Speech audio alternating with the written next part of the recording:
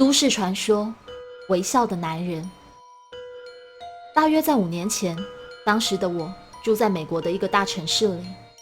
和我的室友不同，我一直都是个夜猫子。每次他睡着之后，我就会变得非常无聊，所以我通常会出门散个步，顺便想事情来打发时间。这样的习惯维持了4年。晚上单独出门，从来不会让我感到害怕。我以前常常跟室友开玩笑，说这个城市就连毒贩都很有礼貌。但是自从那晚过后，我再也不那么想了。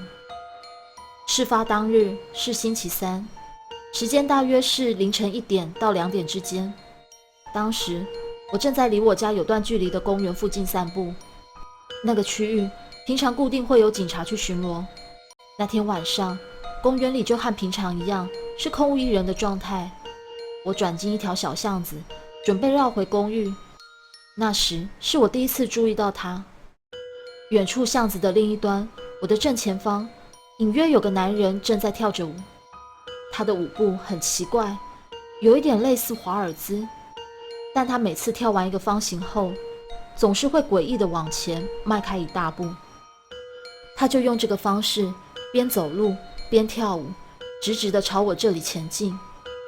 我想他大概是喝醉了。我尽可能地走到靠近马路的那一边，让出大部分的人行道让他通过。随着他离我越来越近，我能看清楚他的动作是多么的优雅。他的外形瘦高，身上穿着一件旧西装。他继续跳着舞前进，直到我看见了他的脸。他的头部微微向后倾斜，专注着望着天空，眼睛睁得又大又圆，脸上还挂着像卡通人物般又假又夸张的笑容。看见了他的表情，我决定在他靠近我之前，先走到巷子对面。我将眼神从他身上移开后，走过空无一人街道，到达另外一边之后，我马上回头看。我猛然停下脚步，看到他单脚站立在我正对面，他的脸朝向我，但眼神仍看向天空，嘴角依旧挂着大大的微笑。我完完全全被吓坏了。我继续往前走，但眼睛始终盯着那个男人。他在原地不动，在把我们之间的距离拉大半个街区以后，我转过头看了一下前方的人行道，眼前一个人也没有。我还是感到很害怕，所以回过头去看他刚刚站着的地方。他不见了。那一瞬间，我松了一口气，但下一秒立即发现他已经过了街，正微微地蹲下身躯。因为天色很暗，加上距离的关系，我看得并不是很清楚，但我很确定他现在正面对着我。我刚刚只是把视线移开不到10秒的时间，由此可知他的动作非常的快。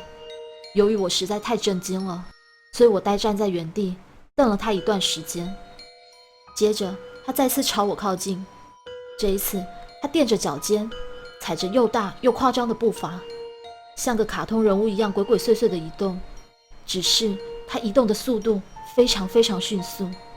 我很想跟你们说，当时我立刻跑开了，或是拿出了我的防狼喷雾、手机之类的什么东西，但是我并没有。当那个微笑的男人蹑手蹑脚地朝我走过来时，我只是傻傻地站在那里，一步都动不了。在距离我1个车身长度的地方，他又停了下来。他的笑容未变，依然看向天空。当我终于找回我的声音时，我脱口而出脑中闪过的第一句话。我想要愤怒地质问他：你他妈的想干嘛？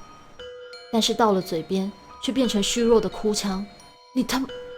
不管人类到底能不能嗅出恐惧的气味，但是可以确定的是，他们绝对可以借由声音分辨出来。因为我听见了自己声音里的恐惧，这只会让情形变得更糟。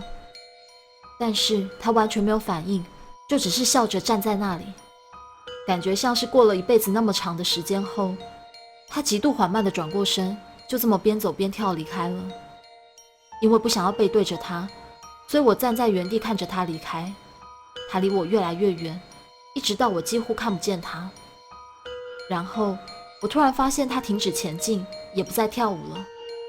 我惊恐地看着远方的人影越变越大。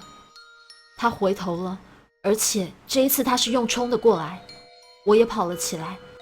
我不停地跑，直到我出了巷子，到达亮一点有车经过的街道才回头。那时我已经看不到他了。之后回家的路上，我不断往后看，每次转头都以为会看见他那愚蠢的笑容，但是他再也没有出现。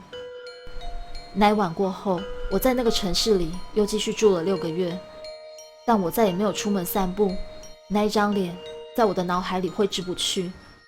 他看起来没有喝醉，也没有嗑药，他的样子像是完全失去了理智。那个画面真的非常非常的可怕。